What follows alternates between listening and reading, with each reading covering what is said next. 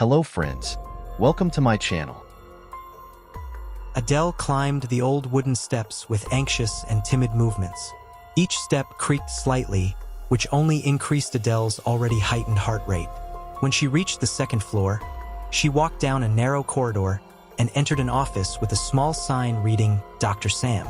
The woman behind the reception desk noticed Adele's arrival and smiled.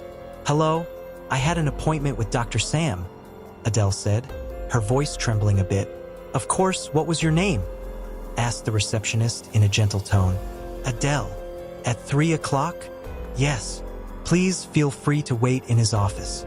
The doctor will be with you shortly." As Adele entered the doctor's office, she felt slightly relieved. Her friend had recommended Dr. Sam, saying he was a very good psychiatrist. The office was spacious and elegantly decorated, with large windows letting in plenty of daylight. Modern art adorned the walls, and the room was furnished with high-quality furniture. Adele thought the doctor must be earning quite well. Lost in her thoughts, the door opened, and Dr. Sam entered. "Hello," he said warmly, walking towards Adele. "Hello, doctor," said Adele, her voice trembling slightly. "Hello, Adele. How are you?" Dr. Sam asked, looking at her face attentively. Adele took a deep breath. "I think I'm about to lose my mind, doctor." Dr. Sam immediately realized how distressed Adele was. "What happened? You can tell me," he said in a soft voice. "I'll try, but it's really hard to talk about," Adele said, her eyes starting to fill with tears. "Don't worry, you're safe here," Dr. Sam assured her. "Now relax. Lie down on the couch and close your eyes. I'm here with you." Adele did as Dr. Sam suggested. She lay down on a comfortable couch, took a deep breath, and closed her eyes. Her heart was still racing, but Dr. Sam's reassuring voice helped her calm down a bit. "Okay, Adele, you can start telling me now," Dr. Sam said. "I'm here, and I'm listening to you." Adele took another deep breath and began to recount her experiences. "It started a few weeks ago. At first, I was just having disturbing dreams. But then, everything changed," she said, her voice trembling even more. "What changed?" Dr. Sam asked patiently. "The dreams became reality. I started seeing them even when I was awake. Feels like there's something in every corner, every shadow. Dark figures started appearing before my eyes. I've seen them countless times, but no one believed me," Adele continued, her voice nearly turning into a whisper. Dr. Sam saw the fear and helplessness on Adele's face. "Can you give me more details about these figures?" he asked, trying to understand what she was experiencing without scaring her further. Adele took a deep sigh. They're not real, I know, but they look so realistic. They're watching me, following me. They never take their eyes off me. I feel like they could appear at any moment," she said. Dr. Sam listened carefully to Adele's fears and anxieties, taking another step to reassure her. "You're safe here, Adele. These figures can't harm you. These feelings, these fears, they might all be tricks of your mind. But we can solve this together. We'll get you out of this situation," he said, gently holding Adele's hand. Adele felt a bit more at ease with Dr. Sam's words. Even though it was hard to talk about it, at least she knew she wasn't alone anymore. Dr. Sam would help her. Adele took a deep breath and began to speak. "At first, there were things in my dreams that dragged me to a door, but I could barely remember them," she said, her voice trembling. "But the most recent events felt very real. I was sitting on the couch, and suddenly I was paralyzed. My whole body shivered, but I couldn't move. I felt someone or something approaching from behind me. With each step, I could hear the creak of the floor and the echo of the footsteps." Adele took another deep breath and continued. "The sound of the approaching footsteps echoed in my ears. My heart was pounding like crazy in my chest.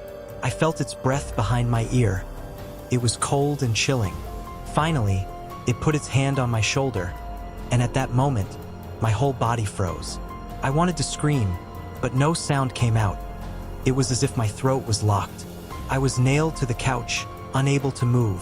The traces of terror were evident in Adele's eyes. Then I realized it was my grandmother," she said, her voice trembling. She held my hand and smiled at me, but that smile was unfamiliar. She had no teeth in her mouth. It was my grandmother, but at the same time, it wasn't. There was something dark in her eyes, like she was a stranger I didn't know. Adele took a deep breath and continued. She took my hand and pulled me, lifting me from the couch and dragging me towards the basement. I didn't want to enter the door to the lower floor, but I couldn't resist. She was forcibly taking me. She held my arm so tightly that I couldn't escape from her. With each step, the floor creaked and shadows loomed over me. I forced myself and finally managed to say, "Let go of me." At that moment, I heard my grandmother's real voice from the kitchen. "Did you say something, Adele?" I then realized that the one holding my arm wasn't my grandmother. Whatever was gripping my arm suddenly vanished, and I was terrified, not knowing what to do. I gathered all my strength and came to you. "Doctor, please help me."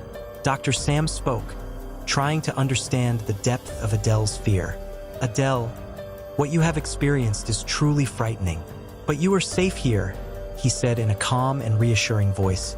"Even though these feelings and visions aren't real, they appear real to you and scare you. We can solve this together. Now take a deep breath and try to relax. I will help you." Dr. Sam looked at Adele reassuringly. "Now we're going to have a session together. If we succeed, all of this will go away, Adele. Now close your eyes tightly and listen to me," he said, pacing around the room. His footsteps echoed around the room, giving Adele a bit more confidence. "You said they always lead you to a door in your dreams. I think there are repressed emotions behind that door. I want to open that door with you and see what's there. Don't worry, I'm with you," said Dr. Sam, his voice soft and calming. Adele took a deep breath and closed her eyes. In her mind, a dark and long corridor appeared. At the end of the corridor was that mysterious door she had seen before. Even though she didn't know what was behind the door, the fear and anxiety she felt told her there were dark secrets there. "I want you to imagine a corridor now. At the end of the corridor is the same door, and I want you to slowly approach that door," Dr. Sam continued. As Adele stepped towards the door, the weight on her shoulders increased with each step. The air grew colder, and the darkness intensified. With each step she took towards the door, she heard whispers coming from the corridor walls. These whispers seemed to voice her deepest fears and anxieties. "Doctor, I feel the same thing again," Adele said, her voice trembling. It was as if the darkness was eager to swallow her. "Don't worry, I'm here. One more step, Dr. Sam said, encouraging her. As Adele took each step, her body felt heavier, as if an invisible force was pulling her back. "I don't want to go," she whispered, her voice barely audible. "One more step, Adele. One more step," Dr. Sam said resolutely. Adele gathered all her strength and continued to move forward. She had reached the door. She placed her hand on the doorknob, and her heart started to race.